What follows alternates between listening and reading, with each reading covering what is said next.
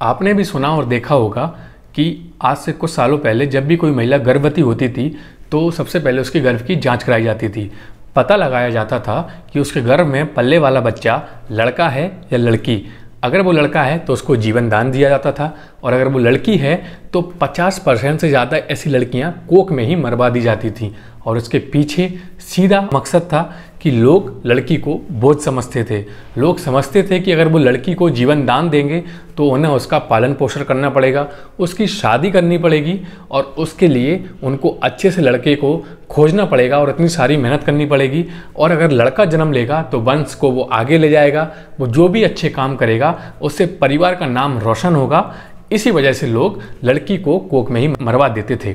लेकिन जब सरकार सख्त हुई, सरकार को जब पता लगा कि भारत देश में लड़के और लड़की का अनुपात बिगड़ रहा है, मतलब लड़के की मात्रा ज़्यादा है और लड़कियों की मात्रा कम, ये बैलेंस बिगड़ रहा है, तो इसके चलते सरकार ने कई सारी ऐसी योजनाओं का आयोजन किया जिसमें लोगों को जागरूक किया गया, जैसे सुकन्या धन योजना, जैसे बेटी पढ़ाओ बेटी बचाओ योजना, और भी ऐसी कई सारी योजनाएं लाई गईं जिससे लोग जागरूक हुए। कई सारे प्रदेशों में अपने अपने मुख्यमंत्रियों ने अपने अपने प्रदेशों में ऐसी योजनाएं चलाईं जिससे अगर कोई बच्ची जन्म लेगी तो कई प्रदेश में 11,000, किसी प्रदेश में 51,000 और किसी प्रदेश में उस बच्ची को शुरू से लेके उसके विवाह तक की पढ़ाई का जिम्मेदारी सरकार ने ली। ऐसी योजनाएं चली तो लोगों में जागरूकता फैली और कहीं ना कहीं लोग जागरूक भी हुए और इसका सकारात्मक रिजल्ट भी आया। लेकिन आज फिर हमारे देश में ऐसा माहौल बन गया है कि लोग डर रहे हैं बच्ची को जन्म देने से। और जिस हॉस्पिटल में माँ उस बच्ची को जन्म दे रही है, कहीं उस हॉस्पिटल में एक युवक उस बच्ची पर गलत निगाह न डाल दे और उस 2 दिन की बच्ची को वो उठा के ना ले जाए या उसके साथ कोई गलत हरकत ना कर दे। माँ बाप डर रहे हैं कि जिस स्कूल में वो अपनी बच्ची को पढ़ाएंगे वहाँ पर जो सीनियर्स लड़के होंगे वो उस बच्ची पर गलत निगाह न डालें, गलत तरीके से उसके साथ कोई गलत हरकत ना कर दें। माँ और बाप डर रहे हैं कि जब उसकी बच्ची ट्यूशन जाएगी तो गली के उस नुक्कड़ पर जो पान की दुकान है जहाँ पर लोग खड़े होकर सिगरेट के छल्ले उड़ा रहे हैं, वो उसकी बच्ची के लिए रेप की कोई योजना ना बना रहे हों। बाप डर रहा है कि जब भी कोई दोस्त या कोई अंकल उसके घर आएंगे तो उसकी बच्ची पर गलत निगाह न डालें। जी हाँ, ऐसा माहौल इस देश में बन चुका है। आज की बच्ची कहीं भी किसी भी हालात में किसी भी दशा में सुरक्षित नहीं है।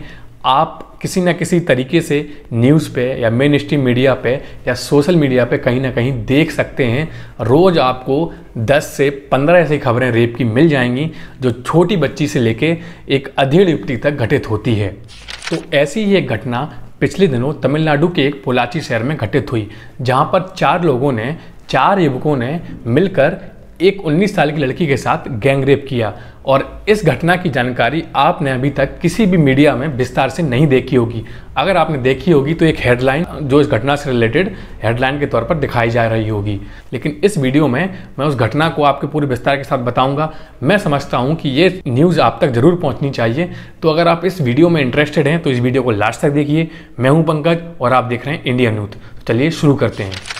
चुनाव का माहौल है। तैमूर ने ढंग से मीडिया वालों को फ्री भी नहीं किया था कि राहुल और मोदी जी ने मीडिया वालों को फिर से बिजी कर दिया। देश में कोई भी घटना घटित हो जाए, लेकिन मीडिया वालों को अपनी टीआरपी बढ़ाना है, इसलिए हर बार वो आपको पोल्स दिखाएंगे, हर बार वो आपको नेताओं से रिलेटेड न्यूज़ दिखाएंगे। वो दिखाएंगे कि राहुल जी ने अपने भाषण में क्या कहा, वो दिखाएंगे कि मोदी जी ने कहाँ पे कौन सी गलती कर दी, वो दिखाएंगे कि केजरीवाल ने दिल्ली में कौन सी नई योजना चला दी, लेकिन वो ये नहीं दिखाएंगे कि चेन्नई में पिछले दिनों 4 लोगों ने एक 19 साल की बच्ची के साथ रेप कर दिया, जो आपको देखना बहुत ज़रूरी था। शायद इस समय कोई बच्ची कमरे में अपने माँ बाप के साथ टेबल पर बैठकर होमवर्क कर रही होगी, उसकी सेफ्टी के लिए वो न्यूज़ बहुत ज़रूरी थी।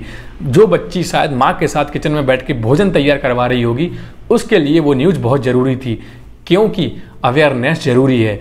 आज का जो माहौल है, बच्चियों की सेफ्टी के लिए ऐसी न्यूज़ बहुत ज़रूरी है। मैं चाहता हूं कि ये वीडियो हर वो माँ बाप देखें जिनके घर में उनकी बच्ची उनके साथ रहती है, जिनके साथ उनकी भतीजी उनके साथ रहती है या उनकी बहन उनके साथ रहती है। ये वीडियो उनके लिए बहुत ज़रूरी है। आपने सुना या देखा होगा कि पोलाची शहर जो कि तमिलनाडु में पड़ता है, वहाँ पर 4 लोगों ने एक 19 साल की लड़की के साथ रेप कर दिया।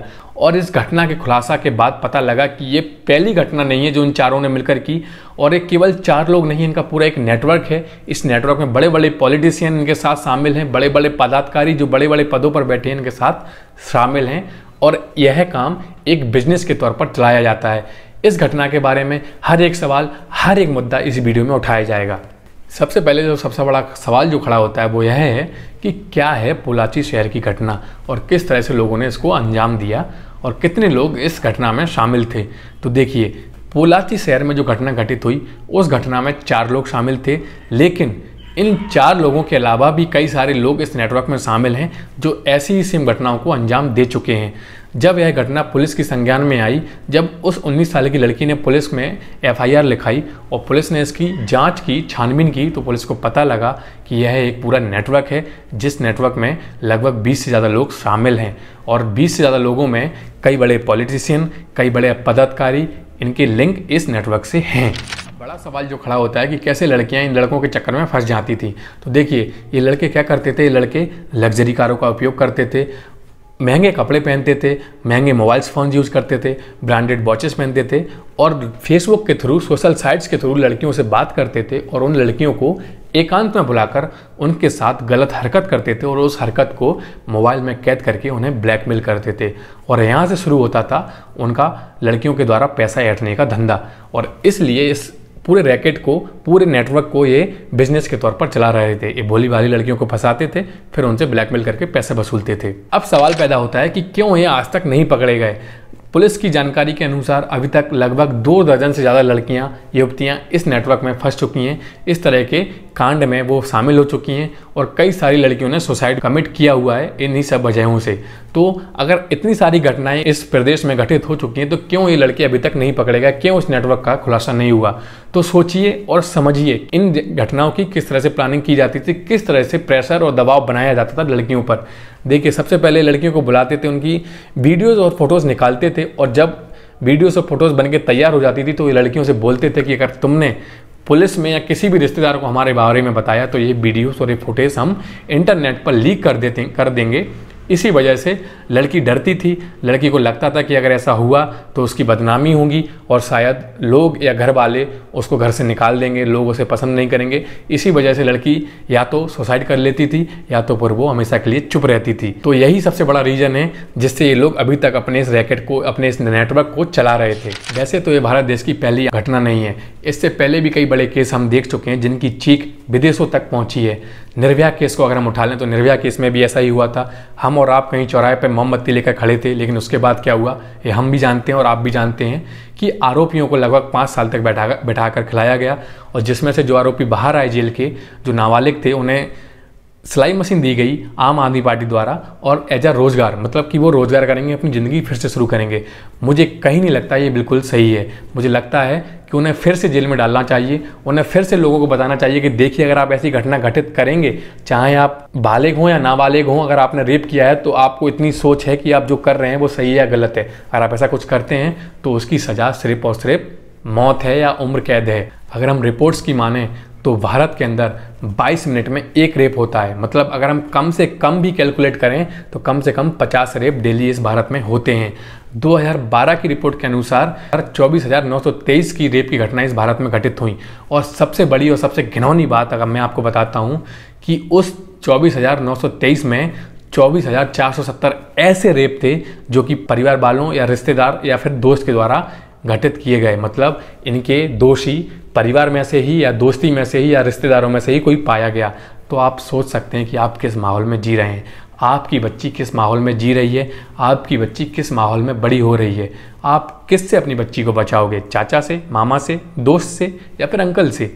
मेरे अनुसार रेप की सिर्फ एक ही सज़ा होनी चाहिए, वो है चौराहे पर टांगना। जब तक आप पब्लिक के सामने किसी रेपिस्ट को टांगोगे नहीं तब तक पब्लिक की आंखें नहीं खुलेंगी। जब तक किसी रेपिस्ट को फील नहीं होगा कि अगर उसको इस तरह से सज़ा दी जा रही है तो दूसरा सोचने वाला भी सोचने से रुक जाएगा कि उसकी जगह अगर मैं हुआ तो मेरा क्या होगा। तो आप क्या समझते हैं, आपको क्या लगता है, इसकी सज़ा क्या होनी चाहिए? कमेंट बॉक्स में ज़रूर बताएं और इस वीडियो को ज़्यादा से ज़्यादा शेयर करें ताकि ये वीडियो उस बाप तक पहुँचे, उस माँ तक पहुँचे जो बच्ची शायद उनके साथ आज होमवर्क कर रही होगी, शायद माँ के साथ किचन में उसका हाथ बटा रही होगी। तो यह वीडियो उनको ज़रूर पहुँचना चाहिए, उनको ज़रूर देखना चाहिए कि ताकि आगे वो सतर्क रहें, अपनी बच्चियों को सतर्क रखें। सोशल साइट्स पर अगर वो किसी से कनेक्ट हो रहे हैं, किसी से बात कर रहे हैं तो वो पर्सन वो जिससे वो बात कर रहे हैं वो ज़्यादा अननोन तो नहीं है, किस तरह से वो बात कर रहा है, किस तरह की वो बातें कर रहा है, शायद वो आपकी बेटी को या बहन को या आपकी पत्नी को बहला फुसला तो नहीं रहा। आप सोचिए, समझिए, तभी कदम उठाइए। आज के इस वीडियो में इतना ही, मिलते हैं अगली वीडियो में, तब तक के लिए जय हिंद, जय भारत।